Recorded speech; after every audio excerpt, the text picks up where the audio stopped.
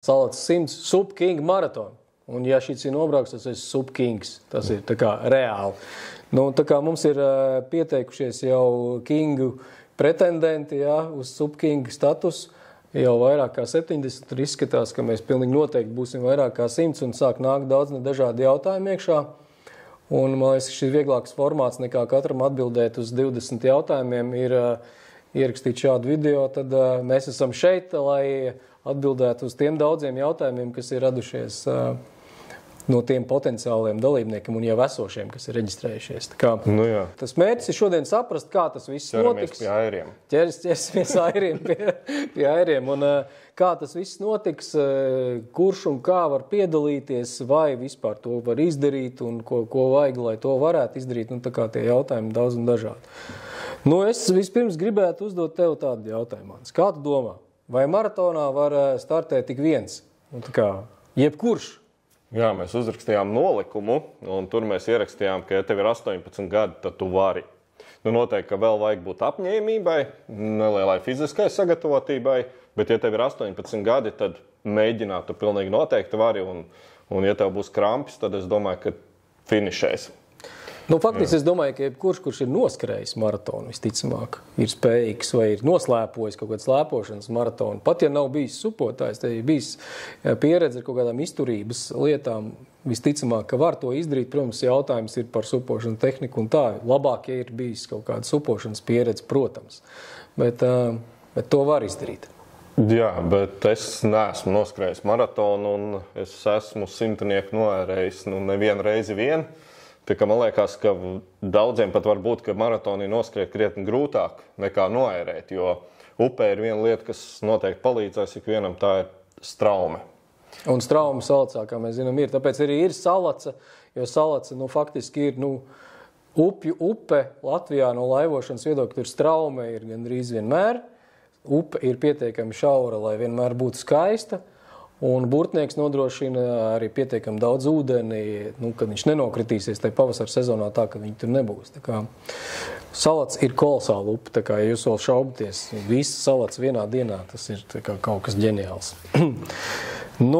Kas tad mums vēl būtu jāzina? Tu atbildēji uz nākamo jautājumu, kas bija, vai distanci var pieveikt tik viens. Īstenībā, jā, ja tu esi fiziski sagatavojies, aktīvs un esi vismaz reizi vai pāris stāvējis uz subdēļa, tad mēģināt var, un vēlreiz, ja tev būs krampis un tā apziņa, ka vajag to izdarīt, tad var to izdarīt. Katrā ziņā mēs abi to esam kaut kad izdarījuši. Es to izdarīju laikam pirms 2 gadiem. Un tā bija tajā gadā pirmā reize, kad es vispār stāvēju uz dēļa. Tā kā uzreiz pirmā pieredze, uzreiz 100 km.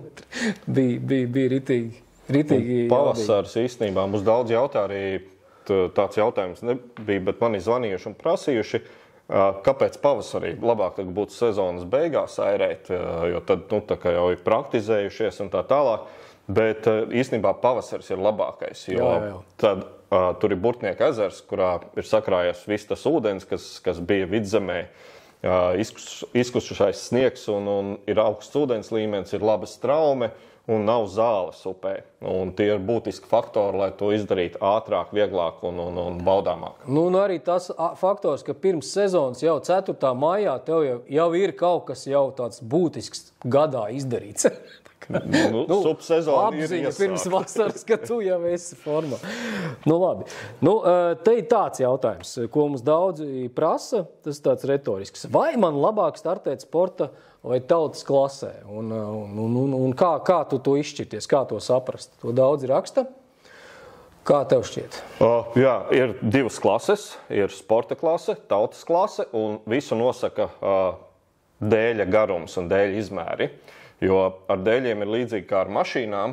Tu noteikti Formula 1 nevar ielikt, rallija mašīnu kategorijā. Garākie dēļi ir būtiski ātrāki nekā īsākie dēļi, kur atkal ir stabilāki. Respektīvi, ja tev dēls ir līdz 10,9 pēdām, tad tu esi tautas klasē. Ja tev dēls ir garāks, tad tu esi sporta klasē. Īstenībā ļoti vienkārši. Ļoti vienkārši, un faktiski tas ir priekš papīriem, lai tiem, kas cīnās par medaļām, lai tiem būtu godīga konkurence. bet es domāju, ka absolūtam vairākumam un arī man, es domāju, ka arī Rolim, tas galvenais ir finišēt. Un, ja tev galvenais ir finišēt, tad vadies no tā, kāds tev ir subs, un pēc tā arī reģistrējies atbilstošā airiešanas klasē. Un ir arī, starp citu, iespēja startēt komandām un stafetē. Jā, ja jūs esat lasījuši nolikumu, tā kā ir pieteikušās jau 3, man liekas, vai pat jau 4 komandas, ko nozīmē komanda. Tā tad startē 2 un vairāk dalībnieki uz viena dēļa. Un tas dēlis ir tāds, kas ir paredzēts kopā braukšanai. Vai tandēms, vai kaut kāds 3-vietīgs, 4-vietīgs, 8-vietīgs. Vai dragons arī var. Jā. Dragons arī varētu. Var. Dragons var, jā. Ko nozīmē stafete? Stafete nozīmē to, ka komandu veido 2 cilvēki, un pirmais brauc pirmos 50 km Staicelē, kas ir pusceļš, apmēram mainās, un ar to pašu dēli turpina otrs dalībnieks. Stafetē šobrīd ir diezgan daudz vakances, ja pieteiksies kāds iespējams var dabūt pat vinnēt stafeti, jo man liekas, ka šobrīd uz stafeti nav neviens pieteicies, visi iet uz to maksimumu, ka grib paši no Burtnieka ezera līdz pat kaut kādi trakie visi. Jūrā, bet tā kā ir šobrīd potenciāls uz medaļām visiem, kas pieteiksies, visiem, kas uz stafeti.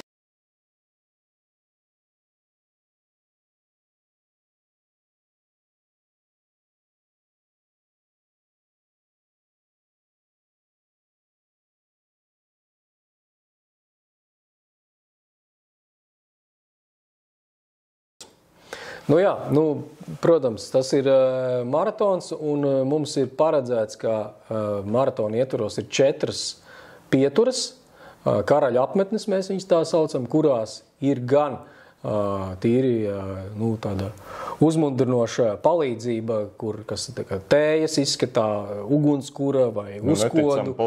Neticama pozitīva atmosfēra, mūzika, Dažādās pieturās būs dažādi atbalstītāji, būs arī viena pietura mums zemesardze nodrošina, vienu skauti, vienu ēži. Tur tas atbalsts, un katrai pieturai būs arī piesaistīts kāds evakuācijas transports, kas gan nav tā, ka uzreiz gribu izstāties, mani ved kaut kur prom, bet pēc noteikta grafika, pēc noteiktas koordinācijas būs iespējams arī, tikt ārā no pasākumu, ja jūt, kad vairs to nevar izdarīt. Protams, arī pirmās palīdzības iespējas, ne jau katrā vietā mediķis, bet, protams, novērtēt situāciju, un ja būs nepieciešama pirmā palīdzība, tad tā arī tur tiks sniegta. Elektrība. Un elektrība, kas būtiski, elektrību palādēt telefonu, uzlādēt savus iekšējās baterijas, ja kādam ir. Tas 4 apmetnes un finišs. Tolets būs noteikti, ne? Tolets, jā. Mūs arī atbalsta vietējās pašvaldības, kas ir starta vieta un pirmo karē apmetnī Valmieras novads. Paldies Valmieras novadam un īpaši Masalats apvienībai un Burtnieka apvienībai.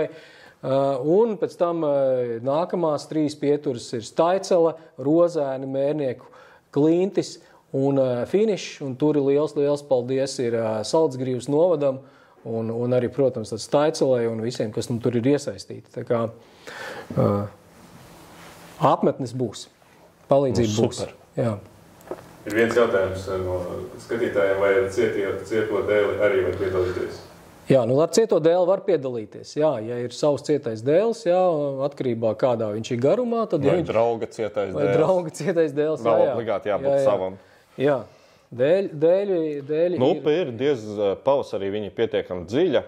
Protams, var gadīties kāds akmens, un tā ir daba, un tas nav baseins, ir varbūt jāuzmanās nedaudz, bet salāts pilnīgi noteikti ir airējama ar cietiem dēļiem.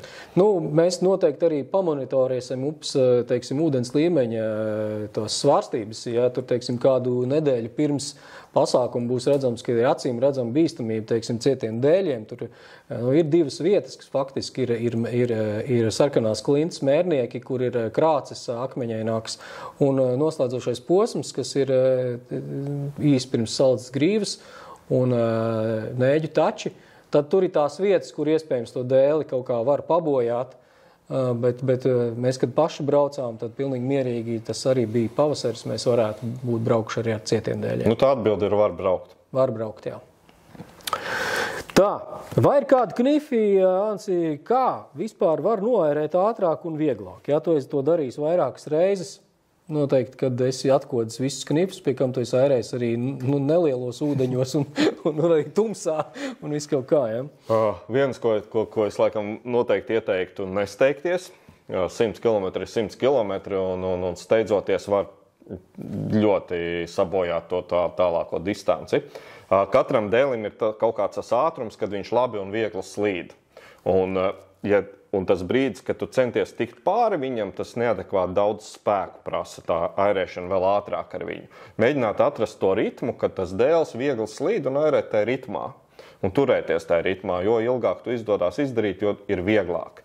Tāda atbilde ir pacietība un pazīt savu dēli. Jā, vai iepazīt viņu braucienu laikā. Tā kā nemēģināt viņu ar lielu spēku stumt uz priekšu, airēt tā, lai viņš viegli slīd. Ļoti daudz laika paņem izkāpšana krastā. Katra izkāpšana noteikti ir savus 15-20 minūtes vismaz jārēķina. Tāpēc padomāt, vai tiešām tev vajag kāpt krastā un kāpt krastā tikai tad, kad vajag. Īstenībā, ja tu gribi atpūsties, tu vari atgulties uz dēļa, pagulēt tās 10 minūtes, piestūrēt un tu jau būsi nopeldējis to kilometru vai varbūt puskilometru, jo straumi tev nesīs. Tas pats arī ar ēšanu. Ja tu gribi paēst vai padzerties, tad vienkārši apsēdies uz dēļa, piestūrē, piekoriģē to kā dēls peld pa upi un ļauj, lai tev tajā laikā, kamēr tu ēd, lai tev straumi nes uz priekšu. Airē kājās maksimāli daudz, cik tu vari, lai kā tev izskatās, ka tupus vai sēdus ar supu airējot kājās vienmēr ir mazāks spēku patēriņš un drusku ātrāk iet. Protams, lai tās kājas atpūtinātu, tajos 100 km tu vari apsēsties, arī patupēt, bet jo tu vairāk būs kājās, jo tu ātrāk noairēsi. Trenējam kājas, jā? Stāvēšana. Tā kā mēģina izmantot straumu. Īstenībā, jā, vēl viena lieta, upē ir straume un ir vietas, kur viņa ir labāka, kur mazāka, bet vislielākā straumi upē ir līkumiem pārmalu. Tā kā izmantojam efektīvi to straumu, nebraucam varbūt vienmēr pa taisnāko maršrutu upē, bet braucam pa līkumu ārmalu un ļaujam, lai tā strauma to dēli nes uz priekšu. Un saķemējamies aerodinamiski. Jā, aerodinamiskas drēbes jāspēj. Jā, lai nav baigi spurenā frizūra, jā, vai pārāk gara bārdi kā tev, jo... Tas ir mīnus. Jā, tas ir mīnus. Tur vējš ieķerās, ja gadās pretvējuši. Tas ir tā, pa jokiem. Es atceros, ka es airēju to salacu, man palīdzēja arī tas, ka es turējos kāda mastē, protams. Jā, var turēties kopā ar kādu, tas palīdz. Var turēties kaut kādās savās domās, nedomāt par to, cik vēl jāērē. Jā, tas cik grūti. Un cik grūti kaut kādā brīdī, jā. Vienā brīdī es sāku skaitīt, cik tad airējieni ir uz kilometru. Vidēji bija 200 airu vēzieni uz 1 kilometru. Paši varat paskaitīt, cik ir uz 100 kilometru. Jā, un īstenībā to, ar ko turēties kopā un to savu airēšanas draugu var atrast vislabāk pirmajos kilometros vai pirmajos 10 kilometros, paskatīties, ar ko tev tas temps ir līdzīgs, un tad mēģināt turēties kopā. Mēs arī uztaisīsim tuvākajās nedēļās visiem, kuri pieteikušies WhatsApp chatu. Tā kā ir kaut kāda nepieciešamība nokļūt, tikt uz turieni, vai varbūt tās grib atrast cilvēku, ar kuru kopā airēt, vai kaut kādi citi jautājumi, tad būs WhatsApp chats dalībniekiem, kur varēs sarunāties par visām tēmām, kas ir saistīts tieši ar maratonu, par visām nē.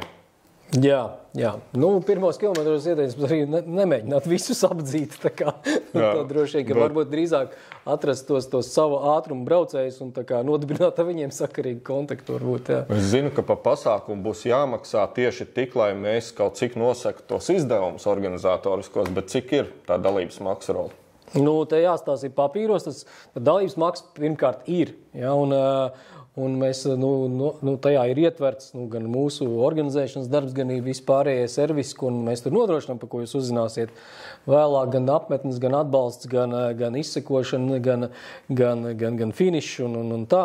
Bet tātad ir vairāki viļņi, jā, un šobrīd mēs jau esam piesakoties līdz 20. aprīlim, līdz 31. martam, jā, starp citu, jā, nākamais termiņš neatliekam. 31. marts, tas ir cik tā mums ir palicis līdz lieldienām, jā, tas ir 69 maģiskais pieteikšanās cipars, 69 eiro. Nu, tad tālāk tur ir līdz 20. aprīlim, ja vēl tur kāds nokavējis, tad 79, bet mēs tur būsim cieti, jā, līdz 31. aprīlim ir vai nav samaksāts, jā, un tad mēs tā kā... Akcijas nebūs, jā, jo, tā kā, jā, jo, aizies mums jau aizgājis ir investīcija. Nu, un pieskoties līdz 2. maijam ir 89, bet, ja kāds grib būt tāds tā kā labdars vai tiešām grib vairāk samaksāt, tad droši tagad nepiesakaties un pieskaties 3. 4. maijā pēdējā brīdī, tad ir 99. Ja, un tad tas ir tāds smuks cipars, un tad to mēs arī novērtēsim. Jā, mēs ieliksim arī rekvizītus zem video pēc tam ziedojumiem. Jā, un kas ir būtiski, ja jūs domājat par stafeti vai komandu, tad šī dalības maksa ir par cilvēku, nevis par komandu. Tā kā, ja jūs tur domājat divatā stafetē, tad tas ir katram ir šī dalības maksa, un arī komandā, ja jūs braucat vairāk uz vienu dēļ, arī katram ir šī dalības maksa. Jā, un viņa ir samaksājuma nevis tai mājaslapā uzreiz, bet jūs piereģistrējaties, tad mēs jums nosūtam rēķinu, un tad jūs apmaksājat viņu. Tā, šogad tā, pagaidām. Nākamgad būs vēl labāk. Jā, te ir tāds ļoti būtisks jautājums, ko daudzi prasa. Kas būtu jāņem līdzi distancē? Kas būtu jāņem pašiem līdzi vēl bez tā, ka kaut kas būs tajās apmetnēs, bet vispār kas ir nosacīt tāds obligātais ekipējums un kas būtu ieteicamais ekipējums? Vēlams ir ņemt draugu vai vairākus draugus līdzi, bet, ja nopietni, tad minimālais ir kaut kāda pirmās palīdzības komplektiņš ar plāksteri, ar varbūt marlas saiti. Ja lietojat kādas zāles, tad noteikti tos medikamentus. Ja jums ir kādas alerģijas, tad attiecīgi pret alerģiju zāli. Uztaisīt mazo medicīnas komplektiņu. Protams, visās karaļa apmetnēs viņi būs. Tāpatās ir vismaz 2 litri dzeramu ūdeni vajadzētu paņemt līdzi. Vairāk varbūt tās arī nevajag, jo karaļa apmetnēs jūs varēsiet uzpildīt. Jā, bet, ja negribat stāties, varat paņemt arī vairāk, savus 4 un 6 litrus. Dzersiet atkarībā no gaisa temperatūras, jo būs siltāks, jo vairāk noderēs priekš dzeršanas, ja jums ir ērta tā somiņa, kas ir, tā kā tas ar to, tā ir tiem ultraskrējējiem vai arī, kas garās distances, tad ar to sūklīti, kad uzreiz uz muguras ir ūdens. Bet varat arī vest līdzi vienkārši pudelē vai kā jums ērtāk. Uzlādēts mobilais telefons. To mēs pārbaudīsim reģistrējoties un vēlams arī powerbanka. Tā, lai jūs varat to telefonu ilgi neuzkavējoties krastā uzlādēt vēlreiz, jo tā distance ir gara. Un ja jūs būsiet uzliekuši arī kādu sporta izsakošanas programmu sev, tad noteikti, ka tas telefons varētu prasīties pēc vēl vienas uzlādes. Ko vēl ir nepieciešams? Ļoti liela iespēja, ka finišs būs krēslā vai kāda stunda finišā sanāks arī pa tumsu. Līdz ar to ir vajadzīgi lukturīts, vēlams arī varbūt tās pat 2 paņemt. Labi ir pieres lukturīts un otru, ko jūs varat uzlikt uz supa priekšgalā. Bet vismaz vienu tiešām lukturīti vajag. Ja ir viens labs pieres lukturs, kuram var mainīt baterijas, ar to pilnīgi pietiek. Bet kā jūs esat ieraduši varbūt? Jā, un mēs arī prasām vienu tādu lietu, kas varbūt liekas īpatnēji. Tas ir personu apliecinošs dokuments. Ja gadījumā kas, tad lai mēs zinām, kas jūs esat. Tā kā, drošībai to paņemiet arī līdzi. Un starp citu, startā būs, ja jums nav ūdensdrošs maisa soma, kur to visu salikt, vai jums nav pavada, vai kaut kas cits, tad mēs parūpēsimies par to, lai tādas lietas var arī uz vietas pa samērā demokrātisku cenu iznomāt priekš pasākumu. Kā ar pārtiku?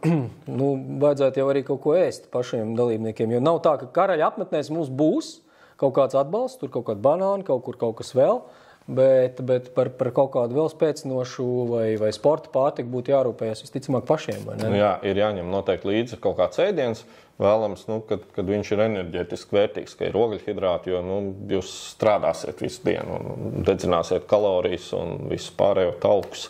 Tā kā, noteikti tas citiem ir medus ar rieks, citiem kādi īpaši sporta ēdieni. Kāds varbūt speķmaizi? Arī, jā. Jā. Es ēdu rupmaizi, bet zinu, ka ir, kas turās uz sporta žēlējām. Jā. Bet tu vēl cilvēki bija jautājuši, kas notiek, jo pa ceļam izlādējas telefons. Tad jums ir izlādējies telefons, bet karaļa apmetnē jums būtu labi, ja jūs viņu tomēr uzlādētu. Un un atkal atdzīvinātu uz kādu laiku. Un, protams, ja tas jums paprasīs kaut kādu tur ilgstošu laika posmu, tad droši vien, ka nav vērts tērēt tik daudz laika, bet ja jums iet baterijas beigām, tad lādētājiem būtu jābūt līdz, lai jūs varat palādēt. Protams, ka mēs arī spēsim identificēt jūsu katru atrašanās vietu, jo katram dalībniekam viens vērķis, ko nesīs līdz, būs izsekošanas ierīce. Tā kā varēs trekot līdzi katru dalībnieku, un to mēs arī gan drošības apsvērumu dēļ, arī tiem, kas būs līdzbraucēji, pavadošās ekipāžas vai kaut kur sagaidīt, tad jūs varēsiet sekot līdzi. Bet tas ir primāri drošībai, lai mēs varētu redzēt, kurš atrodas un kā jums iet. Un, ja nepieciešams, arī jūs sasniegt, un tāpēc arī šis telefons jābūt tāds, lai jūs varat sazvanīt un lai jūs esat sasniedzams vajadzības gadījumā. Bet cik ilgi darbosies finišs, ja? Un cilvēki finišēs noteikti dažādos laikos, par to ir jautājumi, kā tas būs, vai tā būs jāgaida apbalvošana, vai kā, un kā vispār var saprast, vai es varēšu līdz galam, kā tas izskatās. Apbalvošana būs katram, un tad, kad viņš finišēs, būs medaļa. Jā, un būs arī dziesma. Tā kā tas būs, un finišs sāks darboties jau 4. maija pēcpusdienā un darbosies līdz 5. maija rītam 7. Līdz ar to mēs jūs gaidīsim, mūzika skanēs, dušas būs, pārģērbšanās būs, ēdiens būs, pufs, kur apsēsties būs, alus būs. Jā, tā kā finišs darbosies. Koku muļas speciālais, jā. Par to finišēšanu un apbalvošanu droši vien te bija jautājumi, kas prasīja, vai tad, ja es tur kaut ko svinēju, cik ilgi man jāgaida. Un es saprotu pareizi, ka mēs uzreiz apbalvosim, ja ir kaut kāda grupa, kurā mēs zinām uzvarētājus, tad mēs sagaidām tik līdz viņi visi tie uzvarētāji ir sabraukuši, mēs ilgi negaidām. Atpūtušies, sāk izskatīties pēc airētājiem atkal. Jā, un tad apbalvojam un laižam mājās. Jā, tā kā tas būs tā, tas nebūs jāgaida nākamais rīts. Tā kā tā. Bet, protams, ja tur būs kaut kāda ļoti liela izkliede kaut kādā, vienā grupā, kur viens jau ir finišējis un kāds cits jāgaida, prognozējam vēl 6 stundas. Mēs piemērosimies situācijai. Jā. Tā kā visticamāk būs tas plūstoši. Tā kā tik līdz būs, tā apbalvosim. Vai būs iespējams iznomāt supu inventāru dalībai šajā izturības maratonā? Tas vairāk ir pie tevis, jo inventārs un viss kaut kas ir. Ir iespēja iznomāt gan daudzvietīgos dēļus komanda, jūs esat jau tā kā būvējaties komanda, ērēsiet, tad ir komandas dēļi, ir individuālie dēļi, bet to vislabāk ir rezervēt to inventāru jau kaut kādu laiku pirms un uzrakstīt uz info@supfit.lv vai vienkārši mums uzzvanīt, aprunāties ar mums, kurš dēls jums būs piemērotāks un ir iespēja rezervēt. Uz vietas bez rezervēšanas būs pieejami ūdensdrošie maisi. Ja kādam salūzīs kāds airis, es domāju, ka mēs varētu īstenībā arī labi doma, ka karaļu nometnēs nolikt kādus airus. Ja cilvēkam kaut kas laivu airus, zvejnieku laivu. Bet irkļus.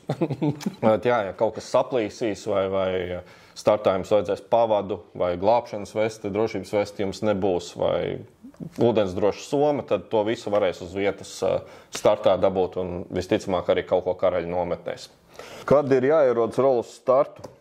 Jā, to prasa. Tātad, ja starts mums ir 7 no rīta.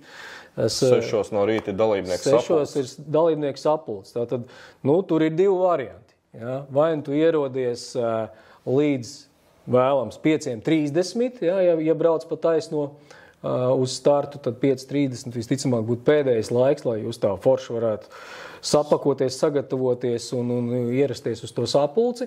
Savukārt ļoti ieteicams no mūsu puses ir ierasties iepriekšējā vakarā. Starta vietā būs tāda plaša teritorija, kurā var celt teltis vai ierasties ar kaut kādu savu traileri vai busiņu un palikt tur uz vietas. Bet, ja jūs vēlaties kaut kādā tuvākā apkārtnē, mums ir ieteikums, pa cik ir tieši makšķerēšanas sezonas burtnieka atklāšana, tad tās tuvākās vietas ir mums konkurenti makšķernieki. Ja gribat palikt pa nakti, tad ieteicams kaut kādas naktsmītnes rezervēt laicīgi. Vai arī variants ir palikt Valmierā, un tad no Valmieras tad ir kaut kādi 35 minūšu. 25. Jā, 30 minūšu brauciens nesteidzīgi. Tā kā tas arī variants ir palikt Valmierā un no rīta atbraukt uz uz turieni. Vizit Valmieru varētu, starp citu, paskatīties naktsmītnes. Jā. Vai, ja kāds arī pēc finiša domā nebraukt uzreiz mājās, tad arī vizit Limbaži. Tur arī ir Salacgrīvas apkārtnē tās vietas, kur var nakšņot pēc finiša. Jā. Nu, kārtīgs pasākums. Jārēķinās ir ar iepriekšējo dienu un arī dienu pēc. Baigi neko daudz nesaplānojat. Jā? Varbūt labāk ieplānot, palikt kaut kur vēl Salacgrīvā izgulēties, nekā, ja jūs pat pats esat šoferis, jā, tad mūsu ieteikums būtu neieplānot tālu braucienu kaut kur uz Kurzem pēc šī te maratona, bet drīzāk palikt kaut kur izgulēties un tikai tad doties māju. Finišā pufi varētu būt, ka būs tur arī var kādu stundu. Tur varēs pasnaust. noplīst, jā. Jā, tad jautājums ir vēl viens, Rol, vai būs pieejams arī kāds transports, kas palīdzēs tikt no finiša uz startu, ja startāja palicis naudas maksāja mašīna vai draugs? Jā, tāds transports ir paredzēts. Protams, ka viņš nenotiks uzreiz katram. Tā būs koordinēta sistēma, kur varbūt mazliet ir jāuzgaida, kad sapakojās tie, kuriem ir jānokļūst uz startu. Bet šāds transports, lai jūs nogādātu pēc mašīnas, kas varbūt ir atstāta startā, būs. Mūsu ieteikums būtu tomēr, ka jums ir savs draugs, atbalsta komanda vai kas ir spējīgi pārbraukt jūsu transportu uz finišu un varbūt satikt jūs tajās skaraļa apmetnēs. Bet, ja jums tāda iespēja nav, tad transports būs. Vēl tāds ieteikums varbūt paskatāties tajā dalībnieku listē, varbūt jums tur kāds pazīstams vai kā, varbūt ir kaut kāda līdzbraucēja, varbūt jūs varat mesties arī kopā kaut kā uz to startu braukt. Īstenībā vēl viens jautājums. Tu dalībniekus safotografēs vai bildes viņiem būs pēc tam kādas? Es nezinu. Bet fotogrāfs mums ir, vai ne? Jā, rekustāv. Rekustāv, jā. Juris, jā. Nenāk Uldis kadrā. Tie, kas ir bijuši uz Supfest, ir redzējuši Supfest bildes, ir ģeniāls bijušas, kad Uldis mums ir bijis.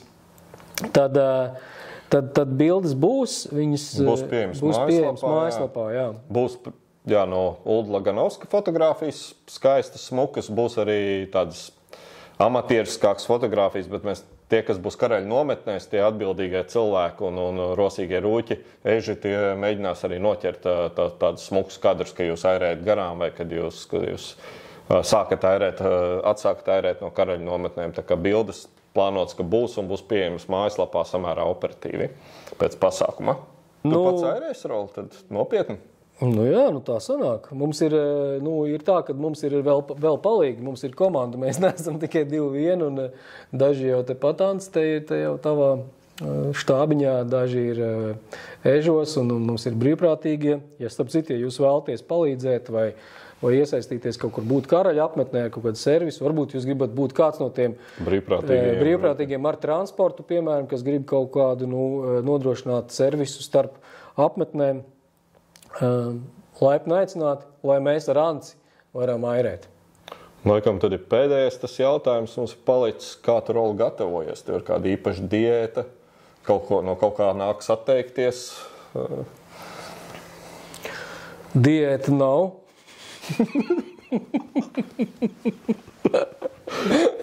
Pilnīgi noteikti. Bet... es domāju, ka... Alu dzeri, turpini. Alu es pa ziemu nedzeru. Droši vien sākšu pēc maratona. Es domāju, ka mana motivācija ir tas alus pēc finiša. Tas man ir vienmēr palīdzējis. Bet, principā, viss ir tāds iekšējs lēmums. Tiklīdz ir nolēmts, tad, principā, jau kaut kā tas ķermenis jau sāk, iespējams jau tā kā motivēties, gatavoties kaut kam tādam. Mūsu ieteikums būtu, protams, kad neizdarīt tā, ka jūs visu ziemu neko neesat darījuši vai varbūt vispār baigi neesat ar sportu vai kustību uz to. Tad mēs tā ļoti... Tad labāk var mēģināt, jā. Nevajadzētu tā kā vienkārši piecelties no dīvāna un sākt uzreiz ar šito pirmo pasākumu. Tomēr, ja vien jūs esat kustībā, būt pieraduši ķermenis, jums ir pietiekami vingrināts, jeb kādās citās aktivitātēs, tad tas ir izdarāms un arī bez kaut kādas ļoti, ļoti liels īpašas sagatavošanās. Un pasākums izskatās, ka būs arī 25. gadā, vai ne? Nu jā, nu mūsu mērķis ir kļūt par Ziemeļa Eiropā tādu redzamāko izaicinājumu, supu izaicinājumu, tā, lai pie mums ir gan Somi, gan Zviedri, gan varbūt arī kāds, nezinu, kas vēl tur ir. Lietuvieši būs, Igaunijas ir, no Šveices ir pieteikšies. Kur vēl supo? Ja pazīstat kādu francūzi, tad aicinat viņu. Jā. Nu, vienu austrālietu vajadzētu. Vienu. Vai Dienvidamerika. Nu, tas pēc 3 gadiem. Tā kā tiekamies 4. maijā. Tiekamies.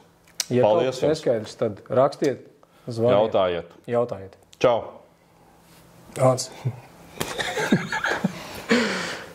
Atā!